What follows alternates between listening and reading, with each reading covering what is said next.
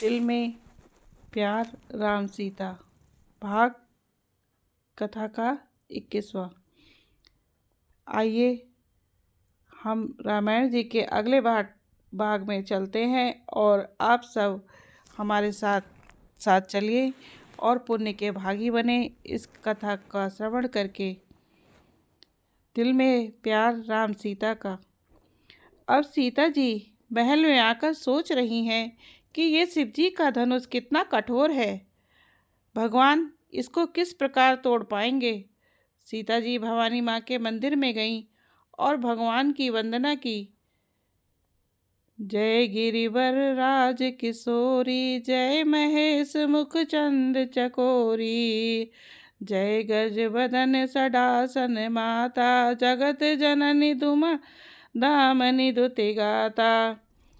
हे श्रेष्ठ पर्वतों के राजा हिमाचल की पुत्री पार्वती, आपकी जय हो, जय हो। हे महादेव जी के मुख रूपी चंद्रमा की ओर टकटकी लगाकर देखने वाली चकोरी, आपकी जय हो।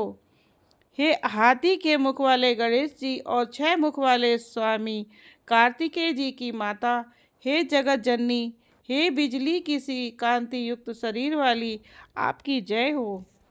मेरे मनोरथ को आप भली भांति जानती हैं, क्योंकि आप सदा सबके हृदय रूपी नगरी में निवास करती हैं, इसी कारण मैंने उसको प्रकट नहीं किया। ऐसा कहकर जानकी जी ने उनके चरण पकड़ लिए।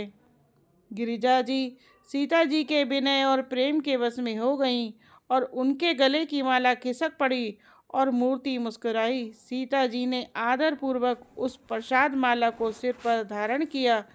गौरी जी का हृदय हर्ष से भर गया और वे बोली, हे सीता, हमारी सच्ची आशीष सुनो, तुम्हारी मन कामना पूरी होगी।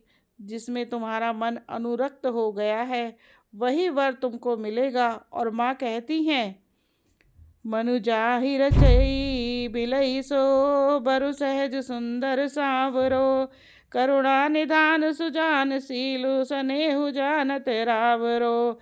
यही भांति गौरी असीस सुनि सिय सहित ही हरसी अली, तुलसी भवानी पूजी पुनि पुनि मुदित मन मंदिर चली।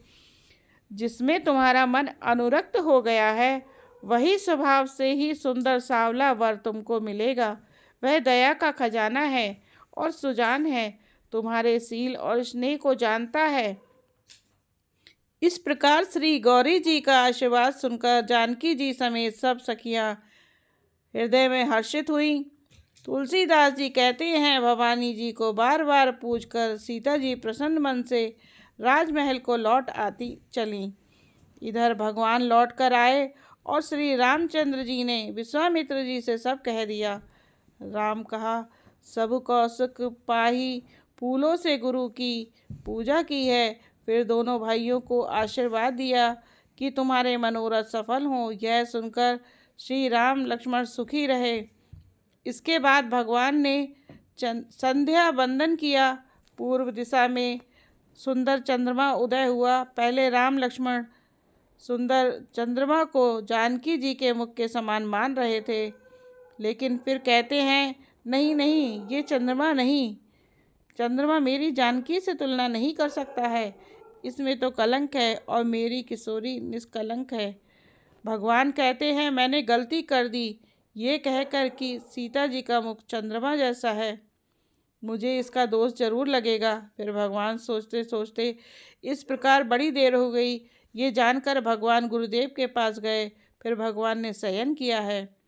काल भगवान उठे हैं, गुरुदेव को प्रणाम किया है, दैनिक नित्य कर्म पूरे किए हैं। फिर सातानंद जी आए हैं और कहा है कि धनुष यज्ञ का कार्यक्रम शुरू हो गया है। गुरुदेव, आप राम लक्ष्मण को लेकर पधारिए। अब राम लक्ष्मण को लेकर गुरुदेव चल रहे हैं और कहते हैं, स्वयंबरु देखऊ जाई, इसु कही धो देई बड़ाई।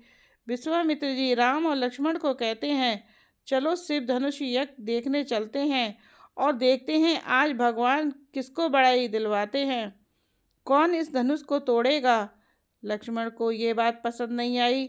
जो गुरुदेव ने कहा कि किसको बड़ाई मिलेगी ये मालूम नहीं। लक्ष्मण जी कहते हैं, लखन कहा जस भाजन सोई, नाथ कृपा तब जा पर होई।